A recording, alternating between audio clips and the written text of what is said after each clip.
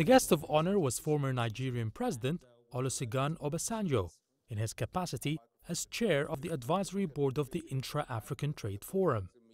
He stressed the importance of finalizing the African Free Trade Area. I believe that Africa Continental Free Trade Area will be up and going before the end of next year. They seem to be going along that challenge, that they should get the intra-African trade to 25%. In 2017, Egypt's exports to the rest of Africa was 8% of its total exports, and its imports did not exceed 1%. That's why there are efforts to try and push these numbers up. The economic growth on the continent is 5% on average, which is higher than the 3.2% on average for the rest of the world. That is why we have a strategy especially designed for exports in Africa. For example, we are working on improving the transportation systems, concentrating on sea freights besides the normal air and land transportation. Financial institutions such as the AfreximBank are also contributing in funding and providing financial guarantees for any trade transactions. The conference announced that Egypt will host the first ever intra-African trade fair, which will take place next December and will include more than 1,000 companies.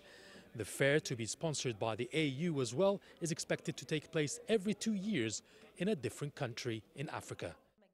It will not only be a trade show, but a platform to tackle the challenges facing intra-African trade.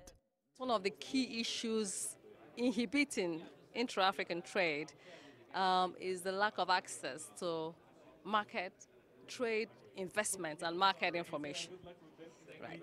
So this intervention of the trade fair is our intervention to bridge the gap, in information gap in trade information. Egypt says it's ready to host over 7,000 visitors from 55 African nations at the fair, an opportunity to increase its presence in the rest of Africa. This is our opportunity to showcase Egypt with the sustainability strategy that we are tackling for 2030. And I really hope that this is envisioned in all the invitation and run to showcase Egypt as a new land for marketplace for African products. Officials say their ambition is to boost African trade from $170 billion to $250 billion by the year 2021. Hakim for CGTN, Cairo.